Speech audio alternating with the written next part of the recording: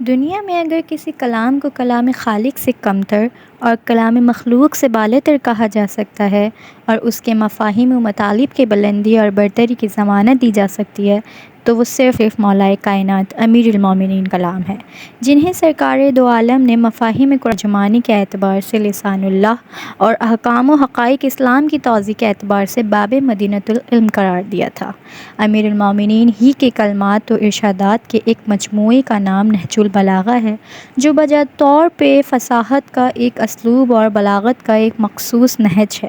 فصاحت بہترین الفاظ و کلمات کے انتخاب کا نام ہے، اور بلاغت ان الفاظ و کلمات کے برمحل استعمال کو کہا جاتا ہے۔ اس اعتبار سے نہج البلاغہ کی بلاغتی حیثیت کا اندازہ کرنے کے لیے اور اس کے ہر خطبے، خط، وصیت یا کلمہ حکمت کی عظمت کا اندازہ کرنے کے لیے اس موقع و محل کا بہرحال جائزہ لینا ہوگا جس موقع اور محل پر اس کلام کا استعمال ہوا یا اس خطبے کو ارشاد فرمایا گیا ہے۔ جنگ صفین کے موقع پر اگر اہل کوفہ کو سرزنش کی گئی ہے تو اس کا یہ مطلب ہرگز نہیں ہے کہ تمام اہل کوفہ ہر دور میں ایسے ہی رہے ہیں، اور جنگ جمل کے موقع پر اگر اہل بصرہ کی مذمت یا عورت کی کمزوری کا اعلان کیا گیا ہے تو اس کا یہ نتیجہ نہیں ہو سکتا کہ تمام اہل بصرہ ہر دور میں نالائق ہی قرار دیے جائیں، یا ہر عورت کو انہی اوصاف کا حامل سمجھ لیا جائے جو اس موقع پر بعض خواتین کا تھا۔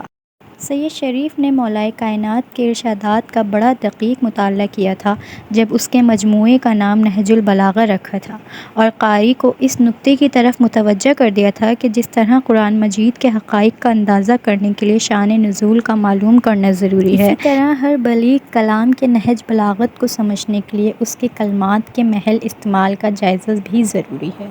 نہج البلاغہ نے بھی عام طور سے یہی کام کیا ہے کہ الفاظ و کلمات کی وضاحت کرنے کے بجائے پس منظر کی وضاحت کی ہے، اور ہر مختصر سے مختصر خطبے کی توضیح و تشریح میں پوری جنگ اور پورے سماجی پس منظر کا ذکر کر دیا ہے، اور اس طرح نہج البلاغہ کے نہج بلاغت کے سمجھنے کا انتظام کیا ہے۔ ظاہر ہے کہ مولا کائنات کے کلمات کا حق تھا کہ ان کی ترجمانی میں اس قدر فصاحت و بلاغت سے کام لیا جاتا،